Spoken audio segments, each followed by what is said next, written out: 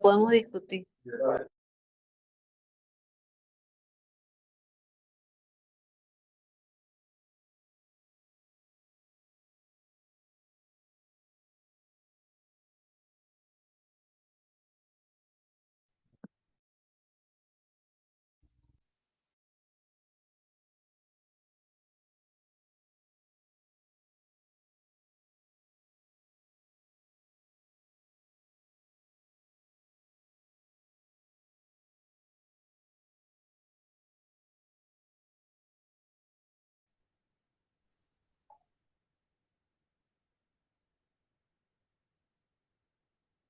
Buenas tardes.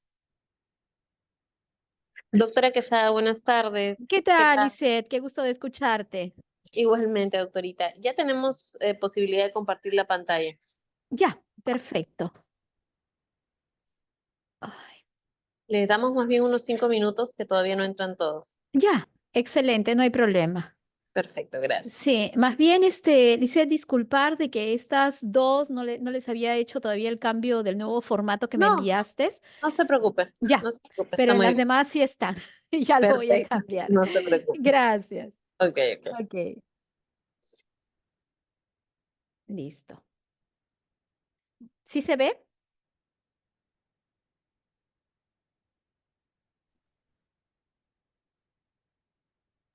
Sí, ya se ve. Ya, entonces estoy a la espera. Ok, unos 3 minutitos creo que ya Ya, están entrando. sí, sí, Gracias. excelente, ya estamos con Gracias. 21. Gracias. Ok.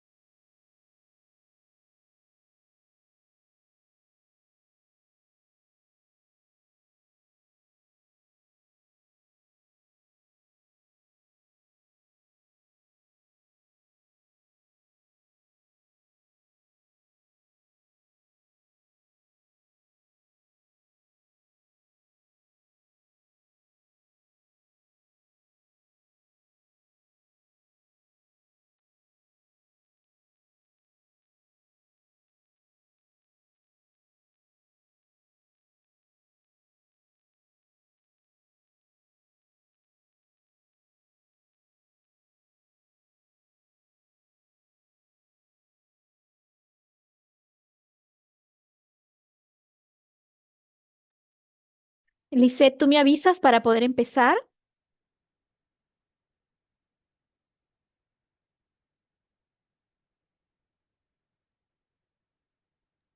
Sí, doctora, ya podemos empezar, por Mm. favor. Ah, ya, Gracias. excelente. De nada, gracias.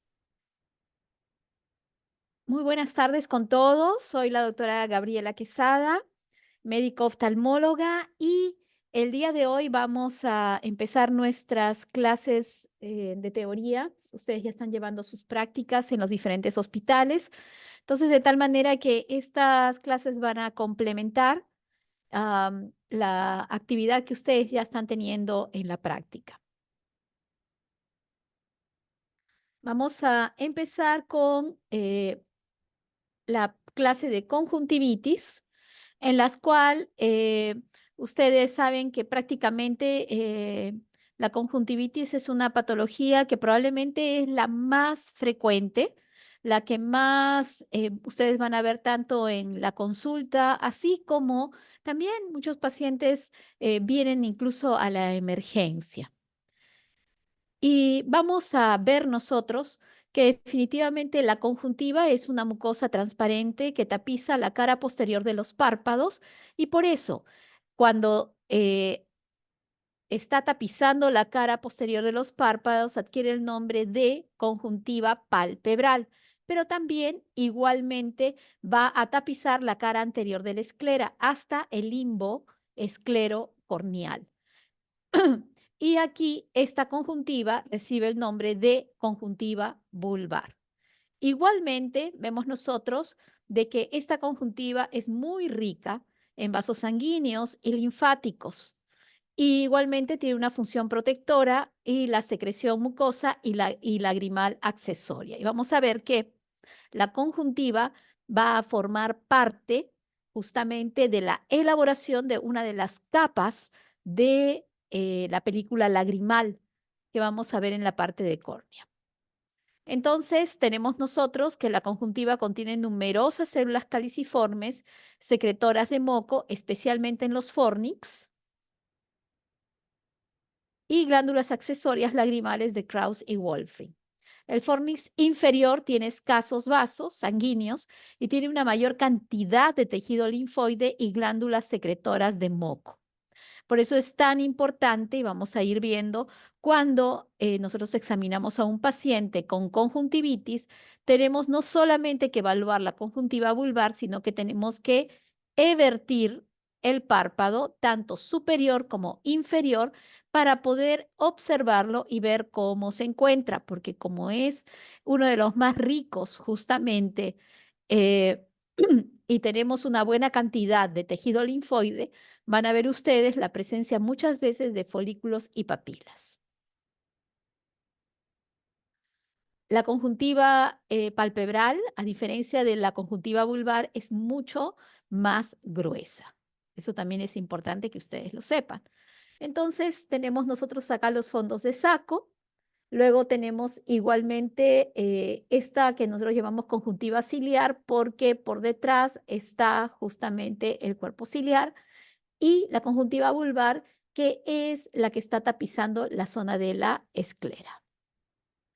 Dentro de las conjuntivitis o dentro de las alteraciones de la conjuntiva, nosotros vamos a ver que las más frecuentes y las más que nosotros nos va a llamar a la consulta son las inflamatorias. Dentro de las inflamatorias tenemos las infecciosas y las no infecciosas. Y dentro de las infecciosas tenemos las bacterianas, virales, parasitarias, micóticas y también igualmente dentro de las no infecciosas tenemos las alérgicas y asociadas a algunas patologías sistémicas. Luego vienen los otros grupos que son las congénitas, como algunas lesiones, algunos tumores, igualmente las degenerativas que pueden ser cicatriciales o no cicatriciales, y luego tenemos las traumáticas, ¿no? Que tenemos muchas veces esas conjuntivitis que se producen por efectos físicos o efectos químicos. Y tenemos también igualmente las tumorales dentro de lo que es las benignas y las malignas que vamos a verlas. Entonces, cuando hablamos de conjuntivitis, tenemos que hablar que es un proceso definitivamente inflamatorio, etiología variable, y tiene un cuadro clínico característico. Por eso es que la conjuntivitis tiene una tríada, que es el ardor, el prurito y la sensación de cuerpo extraño. El prurito, que es la picazón que el paciente va a referir, pero que va a depender de la etiología. Algunas etiologías que vamos a ir estudiando producen más prurito que otras.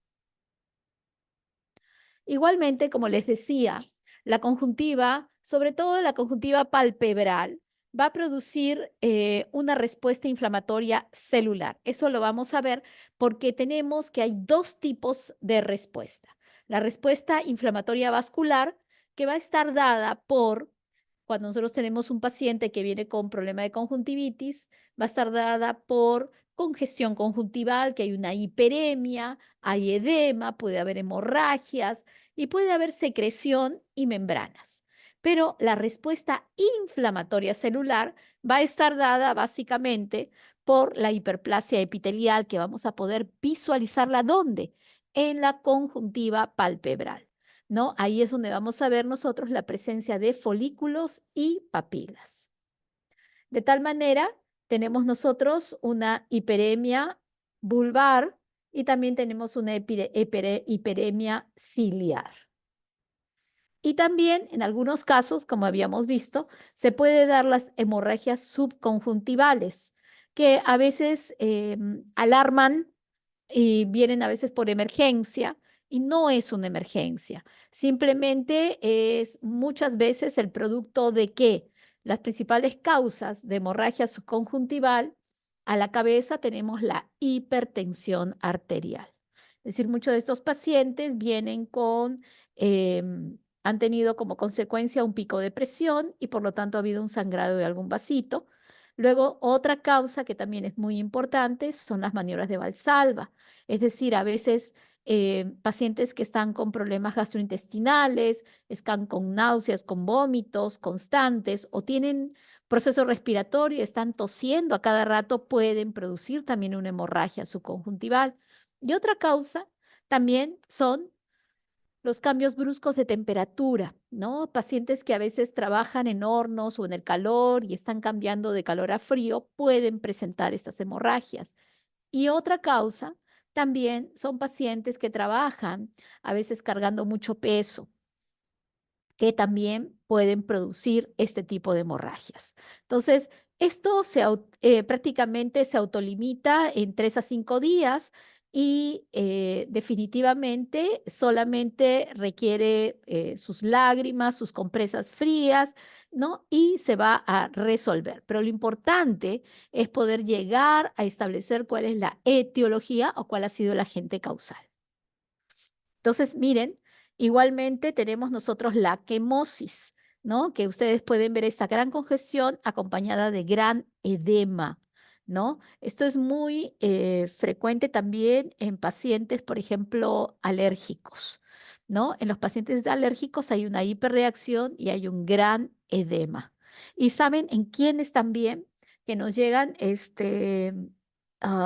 los niños, y es triste, los niños, adolescentes, que están pegados a un monitor y están haciendo sus juegos de Nintendo o están jugando en línea y se mantienen 6 a 7 horas, así llegan a la consulta.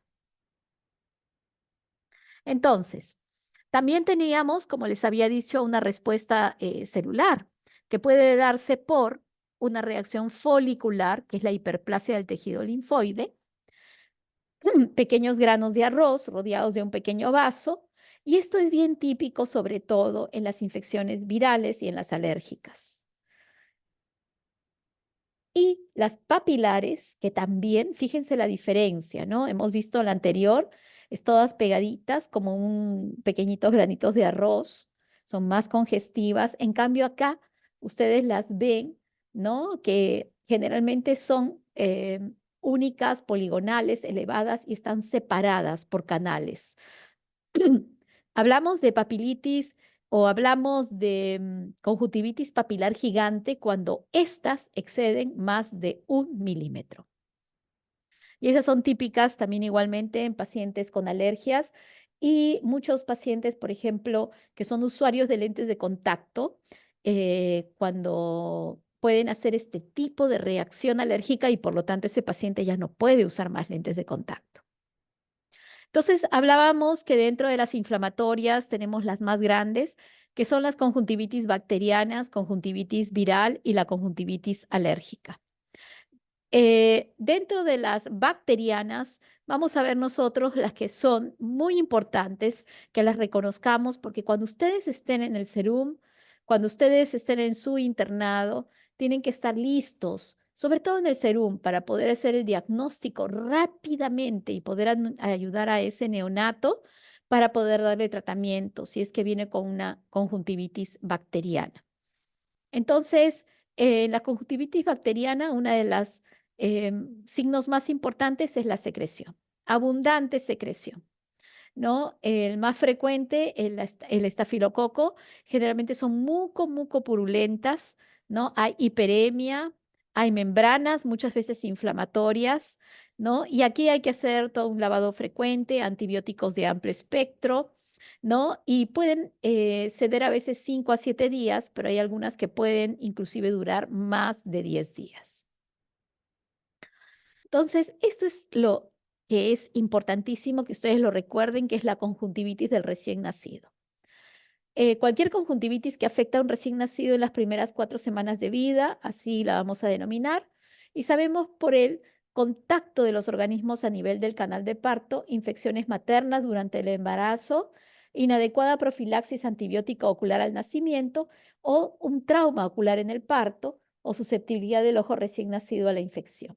Entonces, siempre tenemos que tomar la muestra de la secreción y hacer la tinción y técnicas de cultivo inmunohistoquímica para saber cuál es el germen. Pero tenemos la clínica. Ustedes recuerden que la clínica es sumamente importante y sobre todo en la oftalmía del neonatorum. ¿Por qué? Porque cuando ustedes están frente a un gonococo, el gonococo aparece dentro de las 24 a 48 horas. Entonces, ¿qué es totalmente diferente su curso en relación a otras etiologías? En la clamidia es básicamente una de las más tardías, así como el herpes, y la bacteriana está en el periodo medio, que es de 3 a 5 días. Entonces, nosotros inmediatamente la que tenemos que preocuparnos es por todas, pero el gonococo es rapidísimo y puede llegar a producir un daño de la córnea y el pacientito puede llegar a quedar ciego. Entonces, después voy a retroceder. Esta es la del gonococo.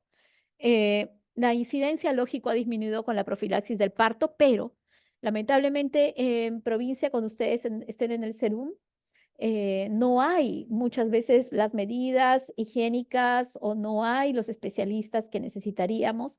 Entonces van a venirles estos niños de 24 horas de recién nacido con una gran cantidad de secreción. Miren el edema que hay, es un gran edema palpebral. Hay igualmente, esta tiene un alto riesgo de producir una laceración, una úlcera corneal y una perforación, que eso es lo que tenemos que evitar. Esta es la otra, que es la de 3 a 5 días, ¿no? Que es justamente, perdón, eh, que es la clamidia, disculpen un ratito, que es de 5 a 10 días. Acuérdense que la bacteriana es de 3 a 5 días. Tenemos la clamidia, que es la causa más frecuente de conjuntivitis neonatal en los Estados Unidos y también igualmente acá en nuestro país, ¿no? Entonces vemos que la clínica es desde el quinto día al 15º día de nacimiento. Hay una secreción inicialmente acuosa, purulenta, inflamación moderada, se autolimita y puede afectar incluso la córnea y puede llegar a producir una cicatriz y la opacificación de la córnea, esa opacificación se llama leucoma. Y panus es la vascularización anormal de la córnea. Y tenemos también igualmente prácticamente la más tardía, que es la del herpes, que es infrecuente, pero cuando se presenta, la morbilidad y la mortalidad son importantes.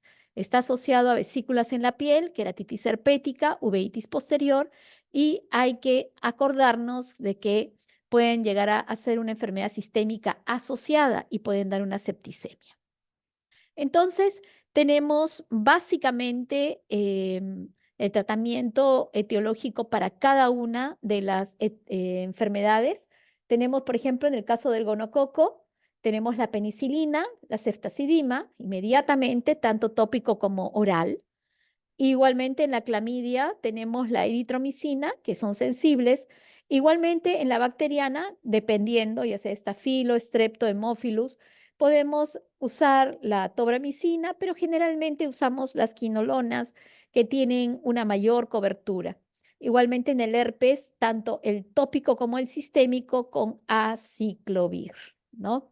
Es importante la profilaxis antibiótica posparto, eritromicina, tetraciclina, betadine fluido, diluido. Igualmente hay la conjuntivitis de inclusión del adulto por clamidia. Esos son los serotipos D al K.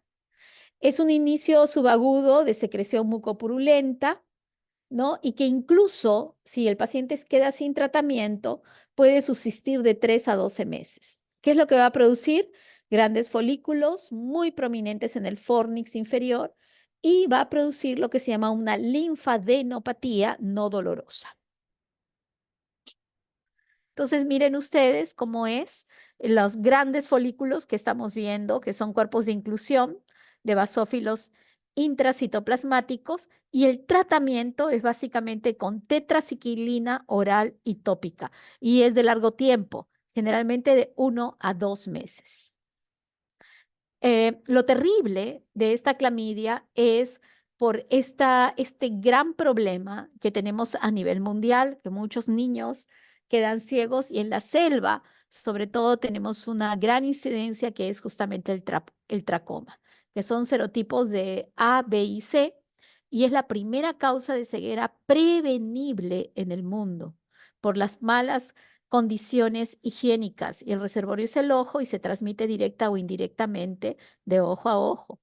Igualmente, vemos nosotros de que si no es tratado, va a haber una cicatrización y una pérdida de la transparencia corneal y por lo tanto el niño va a quedar ciego. Dentro de las conjuntivitis virales, que son muy frecuentes, sobre todo en los niños, tenemos la que nosotros conocemos como el adenovirus, que la mayor justamente área o vía de transmisión es la vía respiratoria, también igualmente secreciones oculares, y hay tipos, la fiebre faringoconjuntival y la queratoconjuntivitis epidémica, ¿no? Esto es muy típico, son los niños que llegan a nuestra consulta que están asociados con un proceso respiratorio, ¿no? Llegan con gran congestión ocular, llegan con rinorrea, llegan con tos, llegan con fiebre, ¿no? Y lo más probable es que estos niños tengan justamente un adenovirus y tengan una conjuntivitis por adenovirus. Estos niños muchas veces pueden venir solamente con un ojito asociado, pero rápidamente luego se asocia el otro ojo. Una de las características importantes para que ustedes puedan hacer las diferenciaciones es la presencia de linfadenopatía preauricular asociada. Y generalmente este adenovirus, esta conjuntivitis por adenovirus, tiene una duración de 7 a 14 días. Entonces van a ver ustedes que hay mucha secreción acuosa, amarillenta, hay hiperemia vulvar, nuevamente vuelvo a repetir que es la conjuntiva que está tapizando la esclera. Presencia de folículos, ven ustedes cómo se ve la conjuntiva tarsal totalmente empedrada. Hay petequias en el fondo de saco, pequeñas hemorragias, e hiposfagma, que son las hemorragias subconjuntivales. Esos son los signos importantes de una conjuntivitis por un adenovirus. Igualmente, las membranas y las pseudomembranas pueden aparecer y van a verlas ustedes así, adheridas totalmente a la conjuntiva. Y hay que tener mucho cuidado y hay que por eso tratarlos, porque a veces pueden llegar a producir cicatrizaciones. Estas cicatrizaciones que van a unir la conjuntiva palpebral con este tracto fibroso a la conjuntiva vulvar, esto se llama simbléfaro. ¿Y qué va a hacer? Se va a cortar el fondo de saco y el paciente va a tener dificultad para los movimientos oculares. Por eso es que es tan importante que estas membranas las podamos extraer en la consulta. La conjuntivitis por adenovirus puede producir una queratitis numular. ¿Qué cosa es queratitis? Querato significa córnea. Entonces significa que no solamente puede afectar la conjuntiva, sino que puede también igualmente afectar la córnea. Y ustedes van a ver esas opacidades en la córnea que van a hacer que el paciente pierda su transparencia y son opacidades subepiteliales que van a afectar la agudeza visual, que pueden durar meses, inclusive años, pero generalmente dura meses y estos pacientes hay que estar dándoles muchas veces su corticoide y tienen que estar usando sus lágrimas. Igualmente, tenemos que en el tratamiento de estas conjuntivitis virales, lo más importante es la limpieza. La limpieza con suero fisiológico, frío, medidas de higiene para evitar el contagio. Podemos poner AINES, ¿no? Podemos ponerle sus gotitas antiinflamatorias no esteroideas. Podemos usar muchas veces algún antiviral, antibióticos, que es básicamente para proteger, cubrir, porque muchas veces puede haber una sobreinfección y sus lágrimas para poder ayudar a la integridad de la película lagrimal. Porque recuerden que cuando la conjuntiva está alterada, se afecta la película lagrimal. Entonces hay que estar lubricando el ojo constantemente. Igualmente, corticoides solo si hubiera membranas o pseudomembranas o la queratitis numular. Ese es otro tipo de lesión que también puede aparecer en la conjuntiva, que es la conjuntivitis por molusco contagioso. En los niños, adolescentes, pacientes con SIDA, es un nódulo pequeño, pálido, serio, umbilicado en el borde palpebral por el producto tóxico de los virus, queratitis epitelial de larga evolución. El tratamiento es la escisión, es el poder retirarlo. Igualmente, las conjuntivitis por herpes, que puede ser por el virus herpes 1, la primoinfección, niños jóvenes por inoculación directa. Igualmente, una de las cosas importantísimas es la presencia, que a ustedes les va a llamar la atención, de las vesículas. Van a ver unas pequeñas vesículas en el párpado con edema. Y muchas veces van a ver ustedes no solamente las vesículas, van a ver zonas de costra y úlceras que ya les está hablando de que este paciente probablemente ya está muy sospechoso de que sea un herpes. Hay una conjuntivitis folicular asociada con adenopatía preauricular dolorosa y el cuadro remite generalmente en 3 semanas. Entonces, esto es lo que ustedes van a ver. Son esas pequeñas vesículas y el tratamiento. Ustedes saben que el tratamiento por herpes hay que darlo dentro de las primeras 72 horas para que podamos tener una buena respuesta, porque después ya no hay realmente la respuesta que necesitamos. Entonces tenemos que dar tanto el aciclovir tópico como el aciclovir también igualmente sistémico. Entonces, tenemos dentro del otro tipo de conjuntivitis, hemos visto las bacterianas, hemos visto las virales y ahora vamos a ver las alérgicas, que es un gran grupo también, ¿no? Justamente en esta época de cambio de estación, muchas veces empiezan los pacientes a ponerse el ojo rojo, a tener picazón.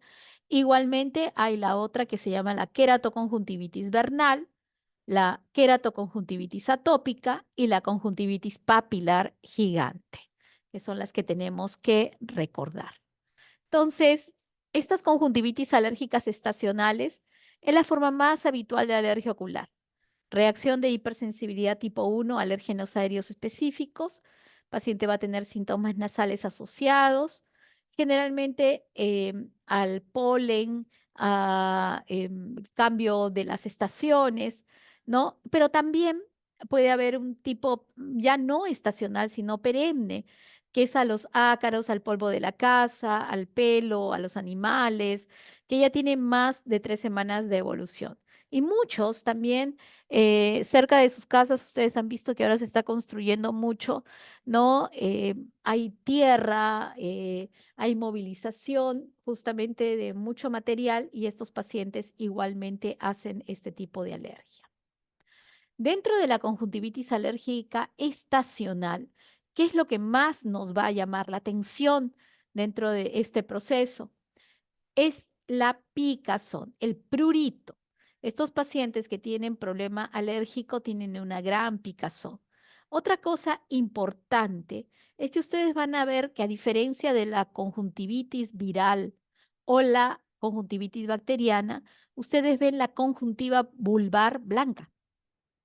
Básicamente, ¿por qué? Porque casi todo el proceso está comprometiendo la conjuntiva tarsal. Por eso es que ustedes ven que hay edema, también edema palpebral. Igualmente, va a haber una secreción, pero no es una secreción purulenta como en la bacteriana, sino que es una secreción acuosa, ¿no? Igualmente no hay membranas como en la viral. Y hay que identificar cuál es el agente alérgeno, ¿no? Para que podamos nosotros de alguna manera suprimirlo y evitar que el paciente pueda entrar en contacto. Es importante porque podemos ayudarnos para los diagnósticos diferenciales, el poder cuantificar los niveles de IgE en suero, ¿no? Donde vamos a encontrar nosotros que están sumamente elevados. Ese es otro tipo de queratoconjuntivitis también, la conjuntivitis vernal, como les decía, estas alérgicas más van a tener siempre predilección sobre la conjuntivitis tarsal y vean ustedes, ¿no? Que son estas papilas gigantes que tienen más de 1 milímetro. Y hay que tener cuidado porque a veces pueden producir ulceración. Esto que ustedes vienen acá es una úlcera, es decir, hay una erosión de sustracción de tejido de la córnea. ¿Por qué? Porque esta conjuntiva tarsal, al tener roce, comienza a producir esfacelación y luego de eso empieza a producir una úlcera. Igualmente tenemos la queratoconjuntivitis atópica. Como ustedes ven, miren, el denominador común, el gran edema palpebral, ¿no? En estos, generalmente, en las atópicas, generalmente no solamente hay edema, hay eczema, ¿no? Y pueden estar acompañados de lo que se llama blefaritis crónica. Y también puede haber cicatrización conjuntival y palpebral, como ustedes han visto, y también se puede formar un simbléfaro. La conjuntivitis papilar gigante, que también es una conjuntivitis alérgica, esta está asociada en la gran mayoría al uso de lentes de contacto, sobre todo las lentes de contacto blandas, y también en algunos pacientes que tienen prótesis oculares o que tienen un cuerpo extraño corneal, ¿no? Que va a producir una hiperreacción a nivel de la conjuntiva palpebral y se van a formar estas papilas que ustedes ven. Entonces, vemos nosotros que las alergias son sumamente frecuentes. El lugar donde más se va a afectar nuevamente es la conjuntiva palpebral, por eso es que uno de los denominadores comunes que tienen estas alergias es la presencia de edema palpebral. Es muy importante que lo recordemos. Igualmente, recordar, ¿no? Que tenemos que encontrar cuál es el agente que está desencadenando justamente esta reacción alérgica y estar muy atentos para que no se vayan a desarrollar cicatrizaciones anormales como el simbléfaro o leucomas corneales. Entonces, ¿qué es lo que tenemos que hacer frente a una conjuntivitis alérgica? Eh, Muchas veces solamente con el cambio de clima esto mejora, ¿no? Luego, otra de las cosas importantes es la aplicación de compresas frías. Igualmente, la presencia, el usar lágrimas, el usar antihistamínicos tópicos y también orales. Igualmente los corticoides tópicos, pero tenemos que tener cuidado de que no haya también esté asociada con algún germen. Igualmente los AINES tópicos y en algunos casos cuando es más serio y ya tenemos un síndrome de ojo seco asociado, eh, podemos usar la ciclosporina y en algunos otros casos incluso hasta el corticoide intralesional. Este es un esquema que he hecho para que ustedes no se olviden cómo es una bacteriana, cómo es una viral y cómo es una alérgica. Mirándola así nomás, ustedes ya están viendo que acá lo más importante que es la secreción. El paciente que no puede abrir el ojo en la mañana porque está pegado, igualmente hay picazón, fotofobia y hay mucho lagrimeo. En la viral, vemos nosotros que la que más vamos a caracterizar es justamente la presencia de adenopatía preauricular cuando estamos hablando justo del adenovirus y la aparición de folículos. El ojo va a estar congestivo, va a estar rojo, ¿no? Hay dolor, hay edema y secreción serosa y folículos y acuérdense que se pueden llegar a formar pseudomembranas. En cambio, en la alérgica, miren la diferencia, es este ojo blanco, ¿no? No vamos a tener la congestión que sí tenemos en la bacteriana y en la viral, pero sí vamos a tener algo que es muy importante, el gran edema palpebral sobre todo. Hay una secreción mucosa, muchas veces también engrosamiento de la conjuntiva, ¿no? Perilímbica, y tenemos que es más que todo una secreción acuosa. Dentro de la conjuntiva también tenemos que entrar a recordar de que la conjuntiva puede sufrir quemaduras y eso lo vamos a repetir un poquito en la córnea, porque definitivamente tanto la conjuntiva como la córnea pueden ser afectadas por quemaduras químicas. Y quiero que recuerden algo, la que más va a afectar es el álcali. ¿Y el álcali por qué? Porque el álcali lo que hace es saponificar la grasa e inmediatamente tiene una capacidad de penetración muy rápida y va a afectar y destruir las estructuras, a diferencia del ácido, que no penetran al estroma y el efecto es mucho más progresivo. ¿Y qué significa? Nos da más tiempo. ¿Para qué? Para poder hacer el lavado rápidamente, que es lo que tenemos que hacer como medida cuando al paciente le cae alguno de estos elementos. Quiero que recuerden cuáles son las quemaduras químicas del álcali, porque son las más frecuentes. Es en los materiales de construcción, cal, yeso, cemento. Un paciente les va a venir a ustedes a consulta y que es un trabajador, ya tienen que estar pensando en esto y por lo tanto tienen que actuar rápidamente. Igualmente, los que hacen limpieza, ¿no? La soda cáustica, el limpiador de baño o de cocina también es un álcali. Igualmente, los limpiadores de vidrio y de joyas, hidróxido de potasio e hidróxido de magnesio. En cambio, los ácidos definitivamente también, pero no es tan frecuente porque no está tan en contacto o no es la actividad que realizan no es tan frecuente como la del álcali, ¿no? Tenemos el sulfúrico, la industria química y batería, sulfuroso, que son los preservantes vegetales, refrigerantes. Igualmente tenemos el hidrofluórico, como la silicona, la gasolina, el crómico, industria del cromo y la plata, clorhídrico, nítrico y acético. Entonces, ¿qué tenemos que hacer frente a una quemadura química? Lo primero de lo primero es realizar una irrigación con suero fisiológico o agua, lo que ustedes tengan. Y hay que ayudarse con un separador, ¿no? Que ustedes pueden construirlo hasta con un clipcito porque tenemos que irrigar. ¿Cuánto tiempo? De 15 a 20 minutos, sobre todo en los fondos de saco, ¿no? Es decir, levantar bien los párpados para que toda esa zona quede libre justamente del compuesto químico. Es importante también dentro de la conjuntiva recordar que hay un síndrome de disfunción lagrimal o ojo seco. Yo les comentaba que la conjuntiva es rica justamente la vulvar en células caliciformes y las células caliciformes son las que van a producir moco y este moco es parte de la película lagrimal.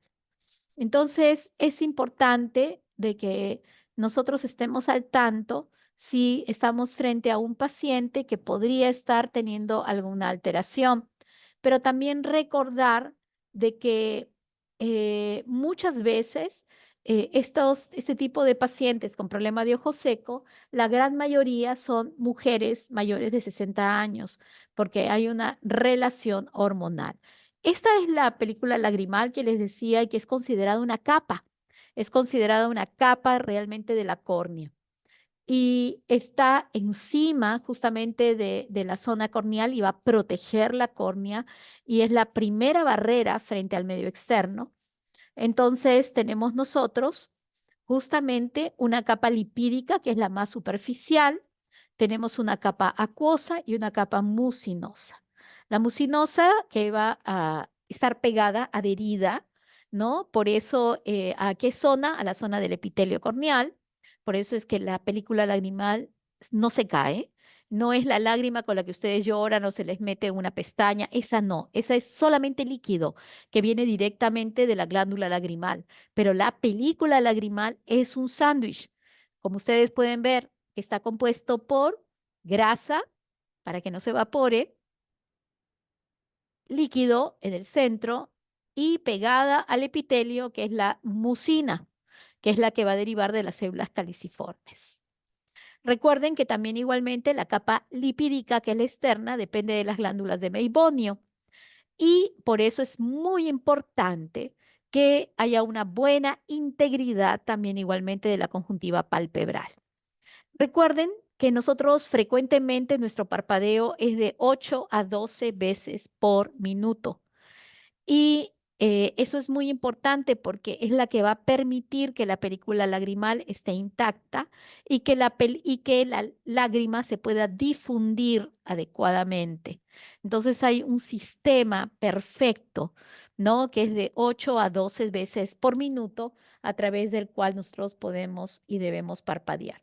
Esto se afecta y por eso hay mucho joven, adolescente y adultos que están pegados a la computadora y que disminuyen el parpadeo y por lo tanto se va a afectar la calidad de la película lagrimal y muchos de estos pacientes van a tener problemas justamente de resequedad ocular.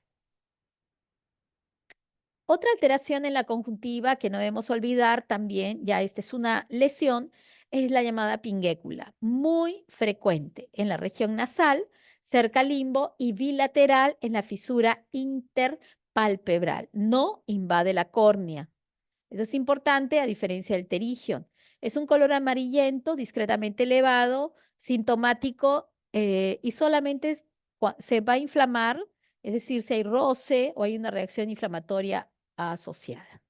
A diferencia del pterigion, que este sí es una membrana fibrovascular que va a afectar la córnea, que tiene forma triangular, ¿no? Tiene un vértice, tiene una cabeza y tiene un cuerpo. Y esto sí afecta definitivamente a la córnea. El pterigion tiene un porcentaje de 0,7 a 31% en la población y generalmente se va a producir más en lugares donde hay gran exposición a la radiación ultravioleta o a exposición solar. Y va a aumentar y hay una prevalencia que aumenta con la edad. Y vemos nosotros también que hay una mayor incidencia en el grupo de 20 a 40 años y es más frecuente en las zonas ecuatoriales. ¿Y en el Perú en dónde? En el Perú, en el norte del Perú, en el oriente en la selva, en la zona donde hay más radiación, que es en Arequipa, Puno, Cusco. Entonces ahí es donde se va a producir el terigium. ¿Por qué se produce? Porque al final la radiación lo que va a producir son pequeñas microquemaduras. ¿Y el cuerpo qué hace? Reacciona. Este es un mecanismo de defensa. Si yo tengo microquemaduras, el cuerpo lo que va a hacer es producir una membrana para proteger esa zona y igualmente la va a llenar de vasos porque hay una zona isquémica. Entonces, por eso es que hoy por hoy ustedes han visto que a los niños, justamente donde hay tanta radiación, ustedes saben, ¿no? Que el Perú es el país que tiene la mayor radiación en el mundo y Arequipa y Puno son las que tienen la mayor radiación en todo el mundo. Entonces, nuestros índices son terribles. Por eso es que los niños asisten al colegio con gorros y deben asistir con gorros. Y nosotros también. En la época del verano debemos estar usando nuestros gorros, nuestros sombreros para poder protegernos. Ya es lo que habíamos hablado, exposición directa al sol, pequeños microtraumas que puede ser por arena, polvo, sequedad o viento, irritación o infiltración crónica del limbo, córnea periférica y susceptibilidad hereditaria. Ese es el terigion. ¿Cuál es el tratamiento? Eso de que yo les doy este cartílago de tiburón, que con salivita me curo, eso no existe. El tratamiento del terigion es quirúrgico. La única forma de poder curarlo es sacándolo, nada más. Hay que extraer esa membrana y inmediatamente luego hay muchas técnicas a través de las cuales podemos curar y tratar este terigion, ¿no? Y de tal manera que ya no vuelva a aparecer, ¿no? El paciente tiene que cuidarse y tiene que estar usando siempre sus lágrimas. Tratamiento conservador cuando hay mucha inflamación, el antihistamínico, sus lagrimitas, pero el más importante, el quirúrgico. Luego hay otra alteración muy frecuente también que compromete la conjuntiva, es el quiste dermoide. Este quiste dermoide, que es benigno, generalmente donde aparece en el cuadrante inferotemporal, es una lesión blanca, sólida, elevada, circunscrita y puede tener pelos. Y generalmente lo vamos a ver en la pubertad. Y, otra alteración benigna son los dermolipomas, que aparecen en el adulto, en el canto externo, y son masas blanco, amarillentas, sólidas, blandas, móviles, y la extensión del tumor generalmente va desde la parte de la conjuntiva hacia la órbita. Pero ahora tenemos que tener mucho cuidado con los nevus, que son estas lesiones pigmentadas en la conjuntiva, que son frecuentes, pero tenemos que cuidar porque hay algunos síntomas de malignidad. ¿Y cuáles son? Y esos hay que recordarlos. Cuando se localiza en la conjuntiva palpebral o fondo de saco, cuando se extiende hacia la zona de la córnea, cuando el pigmento comienza a aumentar bruscamente y cuando ustedes ponen un hisopo y tratan de mover la conjuntiva y la conjuntiva está adherida. Eso ya les está hablando a ustedes de un signo de malignidad. Por eso este tipo de nevus siempre hay que estar fotografiándolo. Igualmente, ya estamos hablando ya del melanoma, ¿no? Que aparece generalmente a partir de los 60 años, 60% a partir de un nevus. Igualmente, fijado a la esclerótica y la mortalidad global a los 5 años del 12%. Y hay que estar muy atentos porque muchas veces estos progresan y comprometen estructuras internas y se llega incluso a comprometer la órbita y se tiene que llegar no solamente a la enucleación, que es sacar el ojo, sino a la exenteración, ¿no? Y es prácticamente sacar todo el componente, ¿no? Orcular y orbitario. Igualmente, no olvidar que con la época en que hemos tenido el COVID,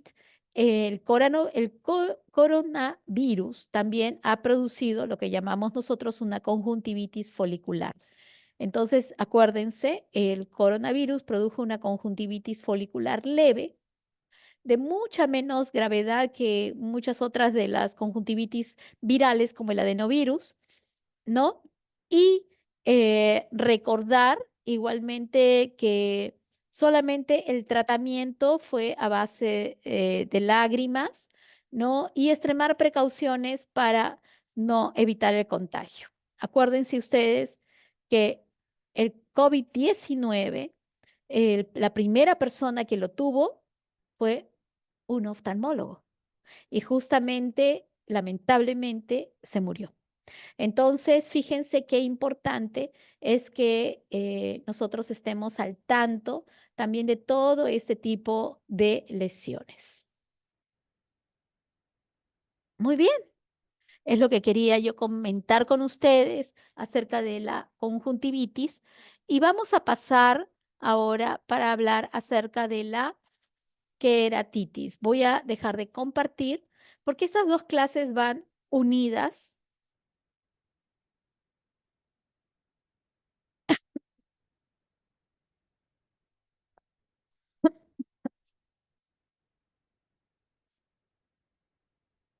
Estas dos clases van unidas. Entonces, vamos a hablar justamente de la córnea. Hemos hablado de la conjuntiva y hemos hablado de las conjuntivitis, pero igualmente una de las cosas más importantes que ustedes tienen que recordar es cuando se afecta la conjuntiva, la agudeza visual no baja o no disminuye. Es decir, la capacidad de su función visual de poder ver, leer la cartilla, como ustedes las han visto en el consultorio, no tiene por qué afectarse. Pero cuando se afecta la córnea, sí. Es decir, cuando se afecta la córnea, entonces, básicamente que es un lente totalmente transparente, ¿no? Que no tiene irrigación, pero sí tiene una gran inervación, por eso que cuando se les mete una pestaña dentro del ojo es terrible, ustedes se quieren morir, empiezan a echarse agua, alguien que les ayude, empieza el lagrimeo, porque tiene una gran inervación, ¿no? Entonces recuerden de que esto tiene que ser totalmente transparente y les deja ver incluso todo el iris y les deja ver la pupila, pero cuando hay queratitis, la córnea se afecta y la agudeza visual disminuye. Es responsable del 40-43 dioptrías del poder óptico del ojo y se nutre de humor acuoso y de las lágrimas. Porque ustedes dicen, no, si no tiene irrigación, ¿de dónde? Es justamente a través del humor acuoso y de las lágrimas. Entonces tiene una curvatura, ¿no? Que está perfectamente diseñada para que podamos nosotros ver y para que la incidencia de los rayos pueda realmente enfocarse y llegar directamente hasta la retina.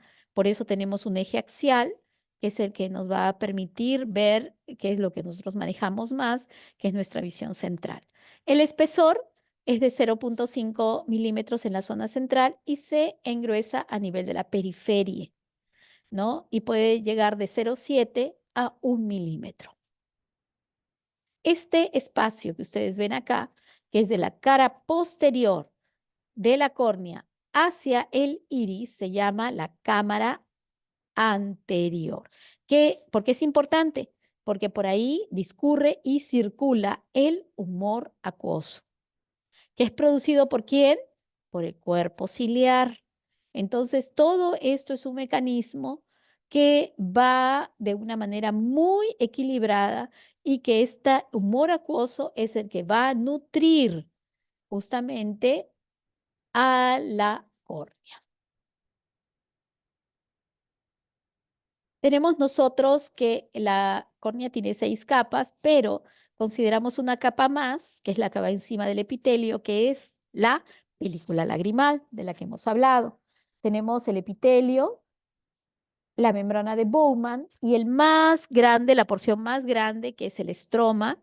Luego tenemos una capa, que es la capa DUA, que es una capa nueva, descubierta, y la membrana de Descemet y el endotelio.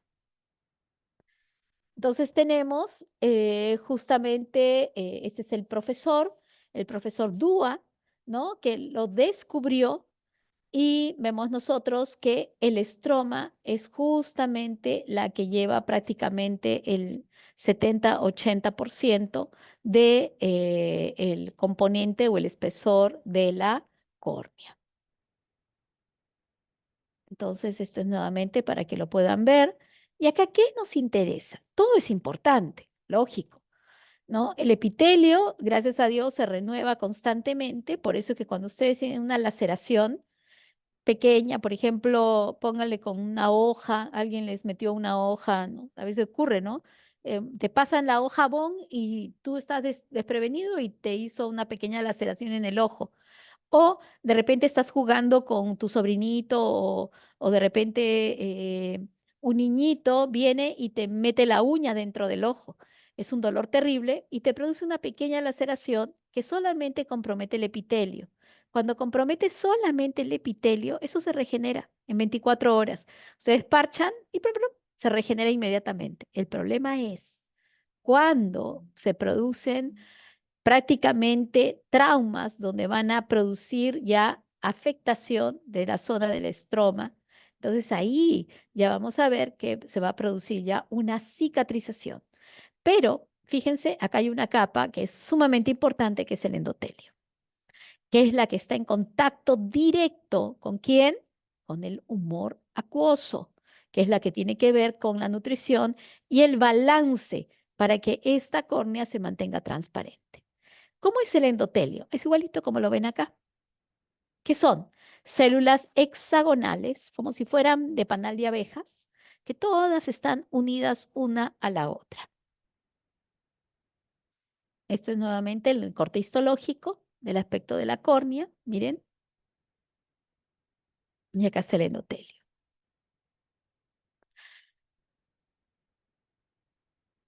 Esta es la nutrición que ya habíamos hablado a través del humor acuoso, capilares del limbo que nutren la parte periférica de la córnea, ¿no? Las lágrimas que van a producir y van a dar gran aporte con glucosa y película lagrimal, el humor acuoso, encargado de nutrir las capas más internas de la córnea, especialmente el endotelio.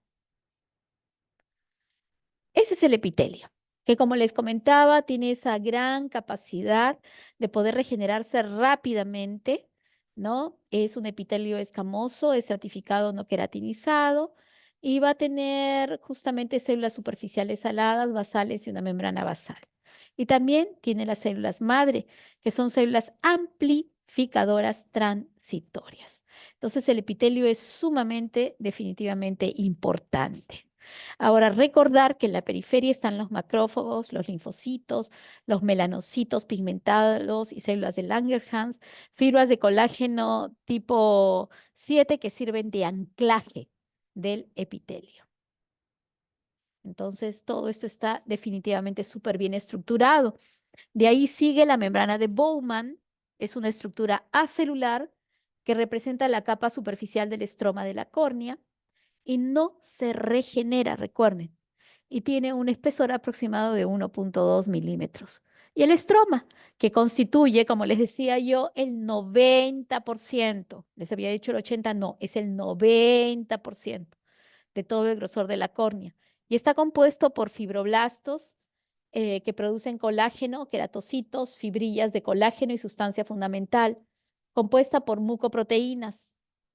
En la estroma también presentes unas pocas células transeúntes que son los leucocitos y macrófagos. Pero ¿qué me interesa a mí de acá? Me interesa algo que es muy importante.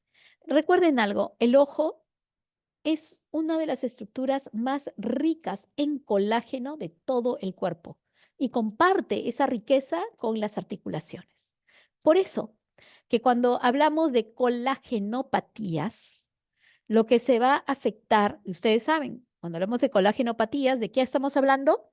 Estamos hablando de enfermedades tales como artritis, lupus, espondilitis anquilosante, que van a afectar el colágeno y van a afectar los ojos. Por eso muchos pacientes con artritis reumatoidea van a tener una afectación ya corneal y van a tener afectación de la película lagrimal.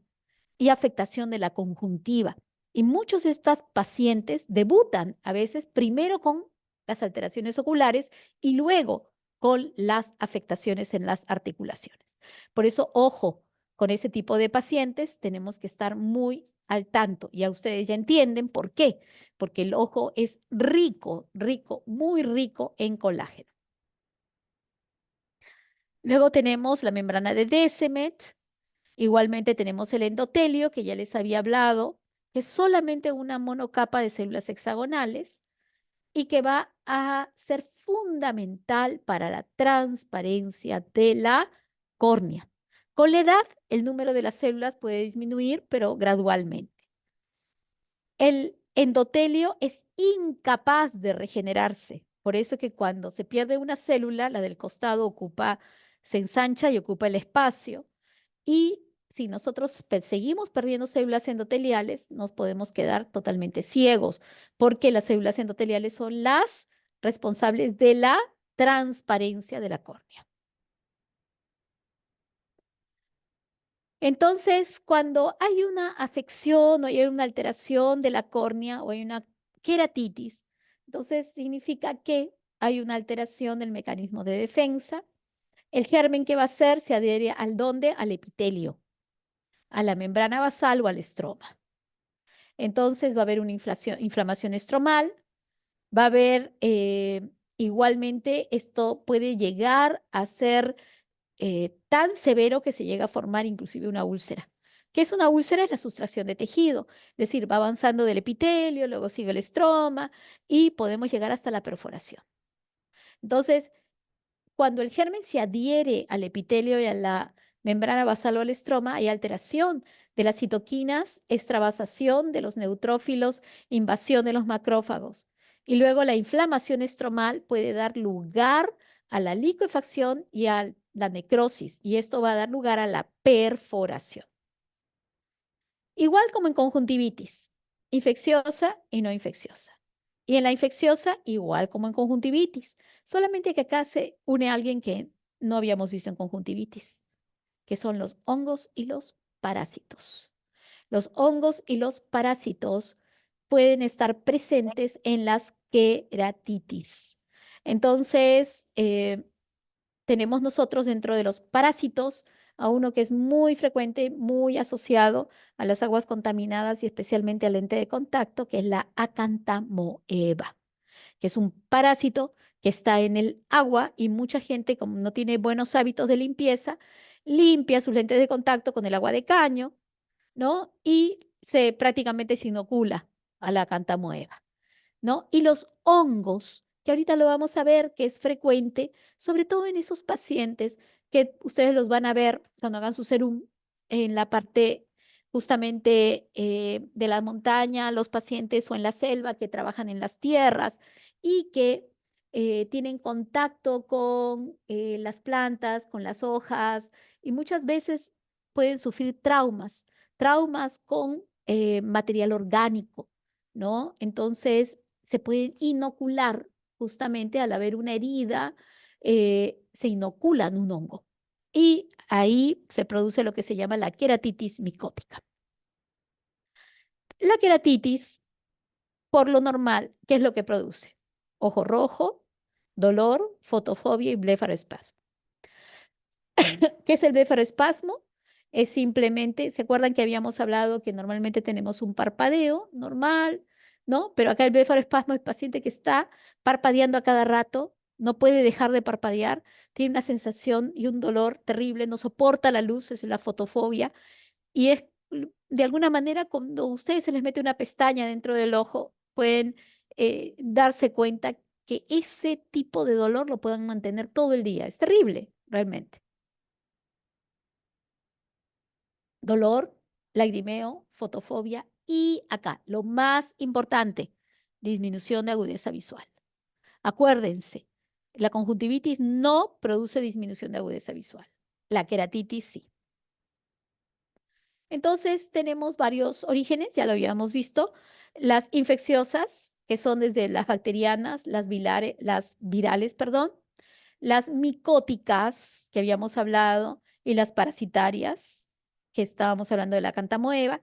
Y dentro de las micóticas tenemos al Fusarium, la cándida en pacientes inmunosuprimidos, que es frecuente, el Aspergillus, y muy frecuente en los pacientes con traumas por vegetales, ¿no? O pacientes con inmunodeficiencia o problemas sistémicos.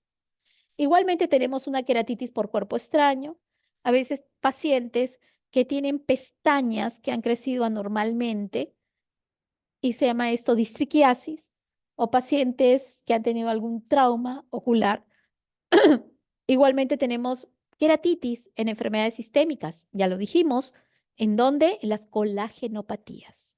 Artritis reumatoidea, lupus, también se presenta en el hiperparatiroidismo, sarcoidosis, hipercalcemia, hiperfosfatemia, ictiosis, enfermedad de Fabry, etcétera.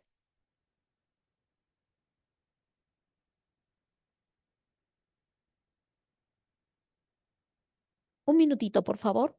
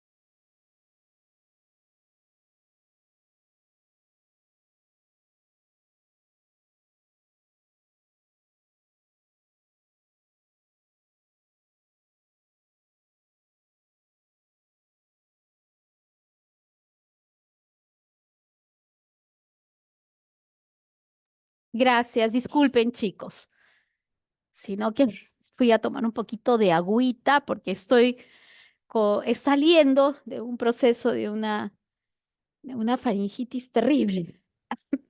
Por eso estoy un poquito todavía disfónica. Muy bien. Entonces, les había comentado que también igualmente las queratitis, disculpen, voy a retroceder un poquito.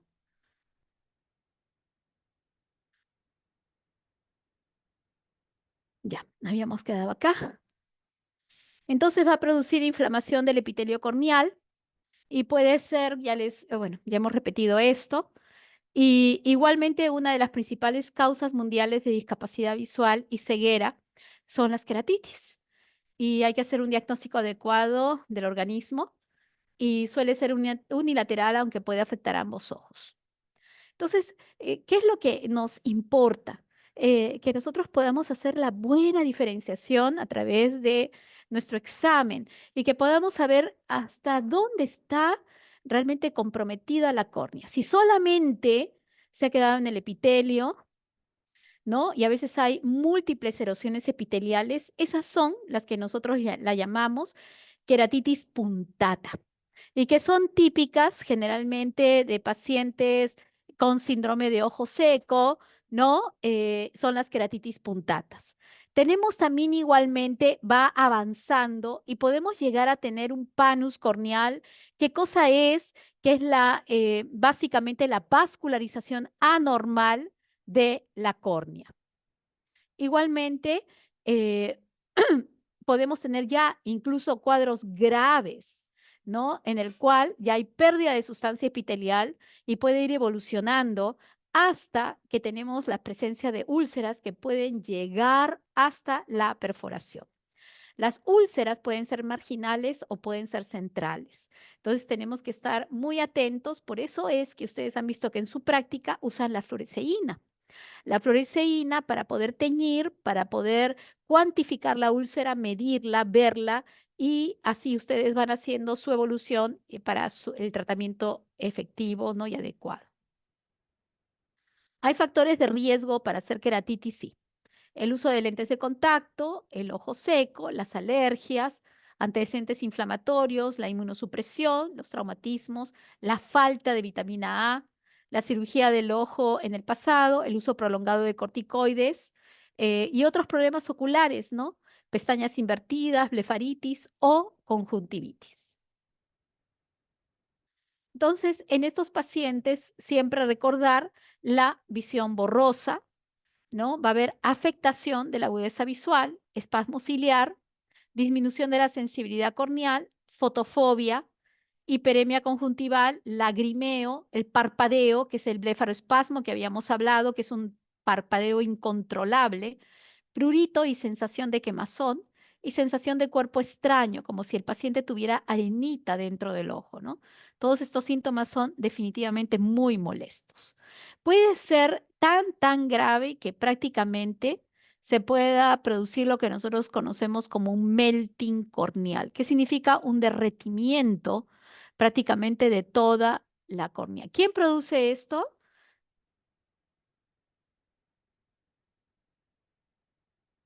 La pseudomona. La pseudomona es un germen que básicamente en 24 a 48 horas se puede llevar el ojo, se puede llevar la córnea. Entonces, por eso es que tenemos que tener mucho cuidado. Tenemos el estafilococo, neumococo, estreptococo, pero con el que más cuidado tenemos que tener, y recuérdenlo por favor, es la pseudomona. Entonces, dentro de las bacterianas, vamos a encontrar nosotros generalmente asociado con enfermedades de superficie corneal o uso de lentes de contacto. Va a haber una inyección periquerática.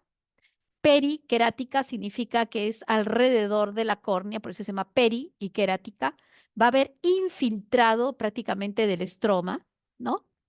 Va a haber igualmente un defecto epitelial, va a haber hipopión. Esto de acá que ustedes ven, ese es el hipopión. Este que estoy señalando es un nivel de células muertas y prácticamente es pus dentro del ojo y puede dar lugar igualmente a uveitis. Uveitis, ¿qué significa uveitis? Es cuando ya se inflama el iris y el cuerpo ciliar. La configuración del infiltrado va a depender de la gente. Tenemos, por ejemplo, queratitis por neumococo, o estafilococo, tiene una supuración oval, blanco-amarillenta, redondeada, una queratitis por pseudomona, Encontramos que es la peor de todas, tiene una supuración básicamente irregular, ¿no? Asociada a descargas mucopurulentas. Son queratitis bacterianas donde ustedes van a ir viendo cómo va avanzando, ¿no? Desde una úlcera incipiente, luego ustedes ven una úlcera más grande, igualmente a un cuadro sumamente avanzado ya con hipopión y acá ya lo último, que es la perforación. Esto que ustedes ven acá negrito es porque ya se sustrajo todo la córnea y hay una perforación que ya se puede ver prácticamente el iris. Ese es el hipopión nuevamente, que es pus a nivel de la cámara anterior. Esta es la córnea, que todavía por acá se puede ver transparente y esta es la zona de la úlcera. Y acá igualmente el hipopión, miren, este nivel que ustedes ven acá, todo esto es el ojo, y este nivel que ustedes ven acá es el hipopión. Y la infiltración, ¿no? En la zona de la úlcera. Acá tenemos cómo es en un hongo, ¿no? En un hongo, básicamente, ustedes van a ver que es una infiltración y una ulceración blanco-grisácea, ¿no? Bien punteada, con márgenes irregulares, ¿no? Y esto es frecuente justamente en muchos pacientes con cándida, pacientes inmunocomprometidos, pueden dar justamente ese tipo de lesiones. En los hongos, el uso de corticoides, inmunosupresión sistémica, diabetes y traumatismos pueden ser los factores que pueden ser factores de riesgo para que haya la aparición de los hongos. Entonces, nuevamente, ven ustedes esta infiltración irregular, son las llamadas queratitis micóticas.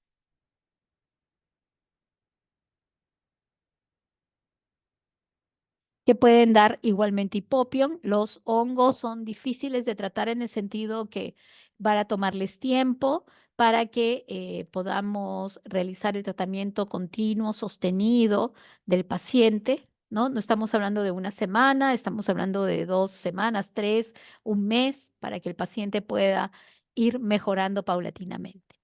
Este es el otro, el parásito, que habíamos hablado acerca de la acantamoeba, que es también igualmente frecuente. Son lesiones epiteliales dendriformes y vamos a ver nosotros que va a formar un anillo. Esto es lo típico, este anillo, que es un anillo no supurativo y que está muy engrosado en la parte de la periferia. Lo importante acá es el poder encontrar el trofozoito y encontrar justamente el agente causal, ¿no? Que lo podemos encontrar y lo podemos aislar. Por eso otra de las cosas importantes es que tenemos que hacer siempre la toma de nuestras muestras. No olvidar, así como hemos visto en la conjuntivitis, también igualmente el herpes, pero acá el herpes en la córnea va a tener una particularidad. Este herpes va a formar lo que se llama una úlcera dendrítica o una úlcera geográfica. Una úlcera dendrítica, como ustedes la ven acá, o una úlcera geográfica, que ustedes la pueden teñir, y asociada a estas pequeñas vesículas que ya les está hablando justamente de una queratitis por herpes. Esta puede ser teñida y nosotros vamos a poder evaluarla y verla. Recuerden algo muy importante, es no usar corticoides, porque si no ustedes van a encender el cuadro y estos pacientes tienen que recibir su tratamiento de aciclovir. Estas son todas las queratitis que ustedes van a ver, dendríticas, miren cómo se ve en un paciente con herpes. Y geográfico, que también puede ser, como ustedes lo ven ahí. Y tenemos igualmente las queratitis deciformes, que es una afección activa de los queratocitos o el endotelio y hay una reacción de hipersensibilidad a los antígenos víricos de la córnea, que también igualmente la pueden visualizar de esta manera, ¿no?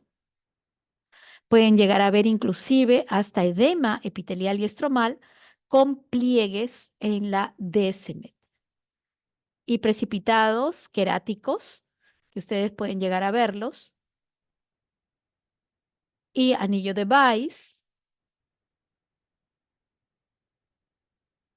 Wesley, perdón, y cicatrización por la enfermedad recurrente y la presencia de panus, que es la presencia de vasos o de vascularización en la zona de la córnea. Entonces, tenemos que estar muy, muy, muy al tanto para poder darle el tratamiento, pero una de las cosas importantes es poder llegar a el agente etiológico para poder saber frente a qué nos estamos enfrentando. Otra queratitis que también es frecuente, que ustedes la tienen que tener presente, sobre todo cuando hagan el internado, porque pueden venir los pacientes y ustedes pueden visualizar esto, es la llamada queratitis por exposición. Es un mal cierre palpebral que se puede dar en pacientes con parálisis facial, ¿no? Donde el paciente va a tener dificultad para poder cerrar y producir el cierre palpebral perfecto. Pacientes que a veces han sido operados también, ¿no? De algún tumor y tienen un déficit también igualmente del cierre palpebral o pacientes que igualmente están en comas prolongados o están en la UCI y que mantienen, en vez de mantener el ojo bien cerradito, van a tener una apertura palpebral que va a hacer que se deseque.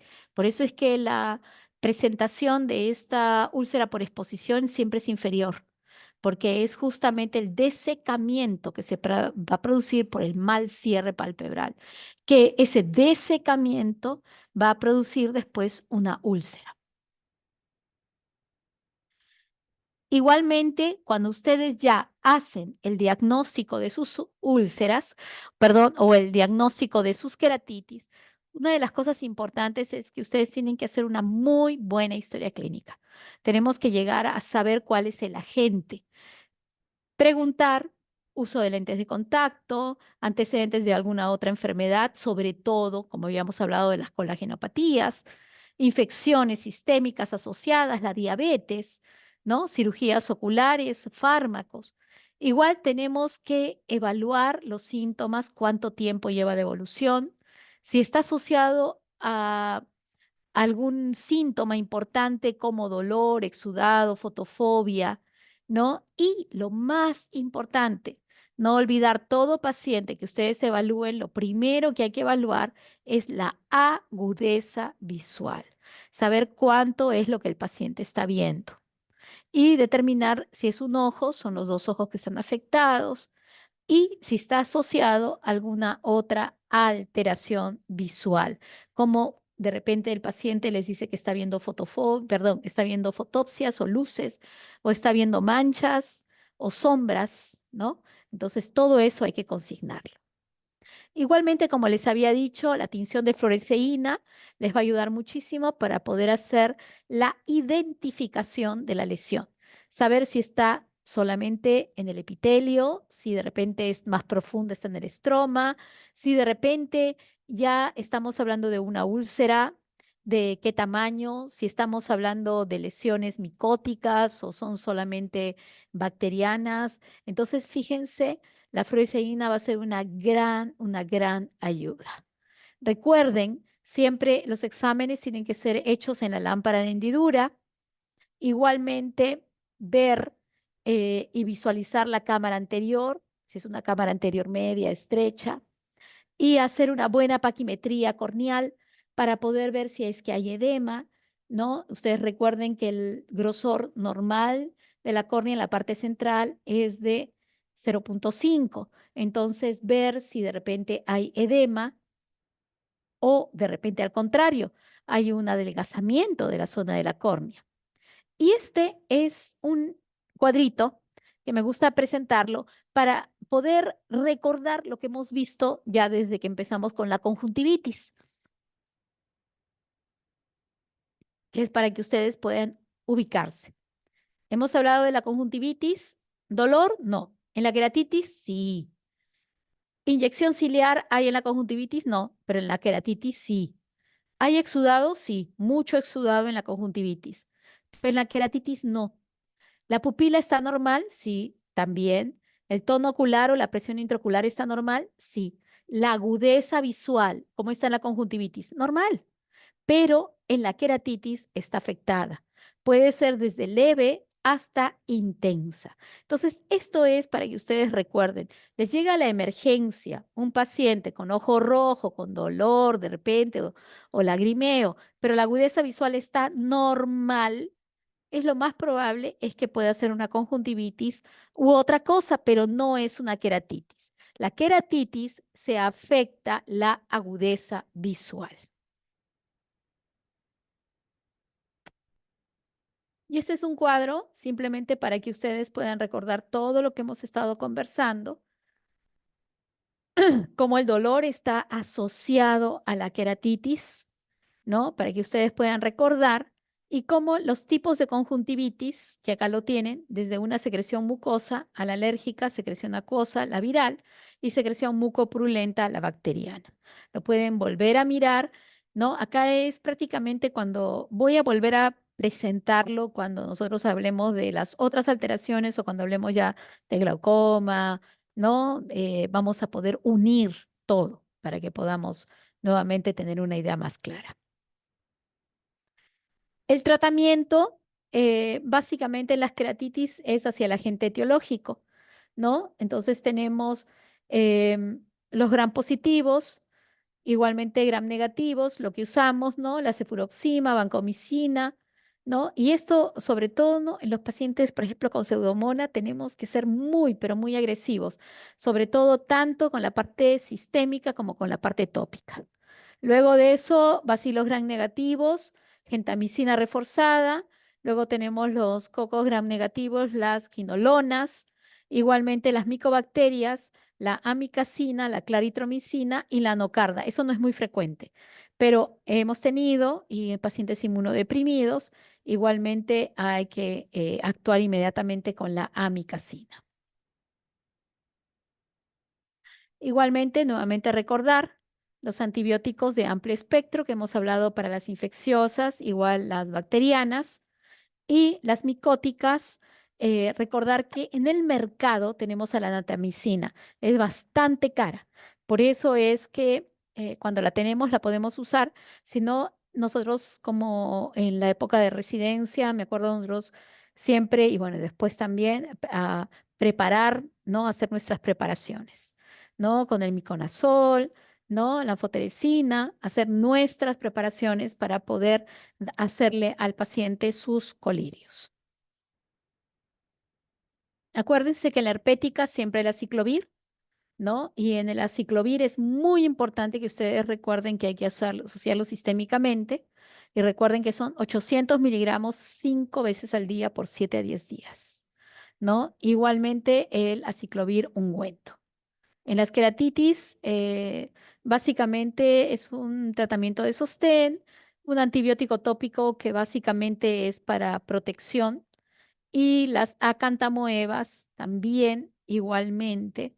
Recordar que tenemos que aplicar igualmente el medicamento específico, igual los antifúngicos, ¿no? Y igualmente los antibióticos de amplio espectro cuando a veces estamos frente a un hongo, porque en el hongo puede estar asociado también y puede ser que entre un germen, además del hongo, una bacteria. Tenemos también el uso de las biguanidas, y estamos hablando justamente de la cantamoeba, y estamos igualmente el uso del miconazol y de las neomicinas. Ahora también tenemos las queratitis no infecciosas. Y dentro de las infecciosas, y esto lo voy a pasar rápidamente, hemos hablado de, igual como hablamos de la conjuntivitis, tenemos las traumáticas, las químicas, las físicas y por exposición. La queratitis zika, que es básicamente el síndrome del ojo seco, ¿no? Y en esos casos tenemos que hidratar mucho con las lágrimas naturales, ¿no? Y igualmente tenemos otro tipo de queratitis que es la actínica. ¿Cuál es la queratitis actínica? La queratitis actínica es producida por la radiación. Es decir, se van a la playa, se han insolado y vienen con los ojos totalmente rojos, no pueden ni ver, ¿no? Están con una queratitis que es prácticamente quemadura por la radiación. Ahí lo que hay que usar es una pomada epitelizante y hay que ocluir el ojo, porque como solamente se ha afectado el epitelio, eso se va a regenerar inmediatamente al día siguiente. Recuerden siempre las complicaciones, las infecciones, las inflamaciones corneales crónicas, las úlceras, que es lo peor de todo, el edema, la reducción temporal de la agudeza visual, el glaucoma corneal y la ceguera, que es lo que nadie quiere que lleguemos.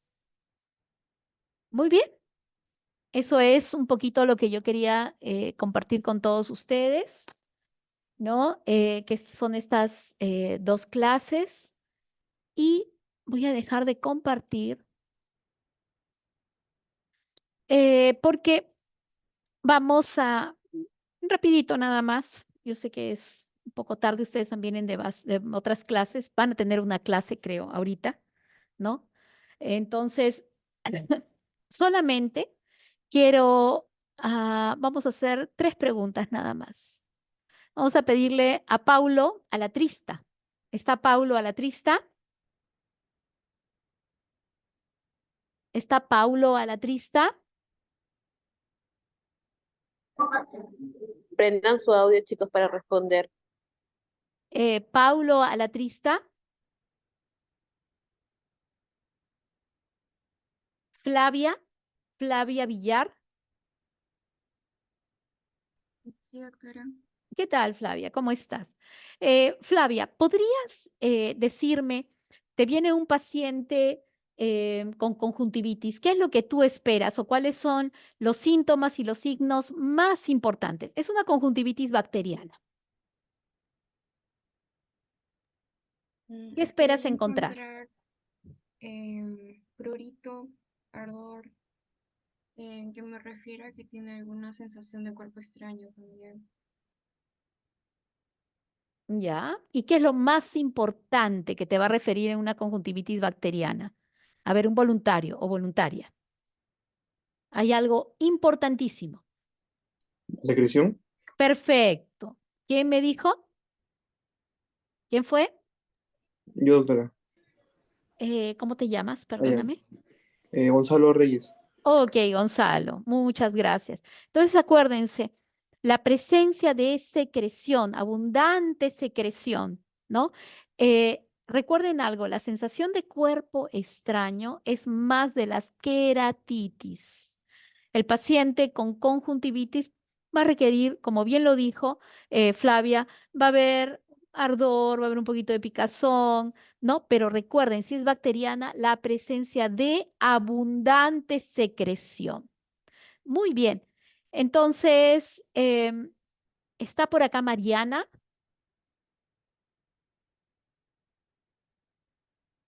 Mariana.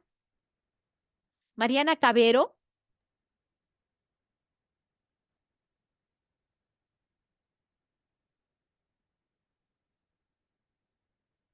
Jonathan García. Doctora, ¿se me escucha? Sí. Oh, excelente, Mariana. Perfecto. Mariana.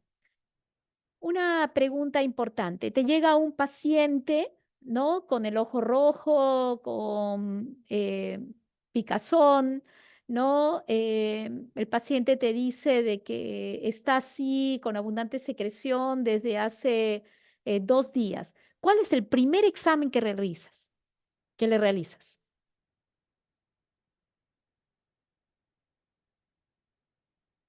¿Cuál sería tu primer examen, tu primera evaluación como oftalmóloga que vas a realizar? Que ustedes Bueno, lo hacen. ¿Ah? sí, doctora, se ve el ojo para ver qué tipo de secreción es y se levanta el párpado para ver cómo está.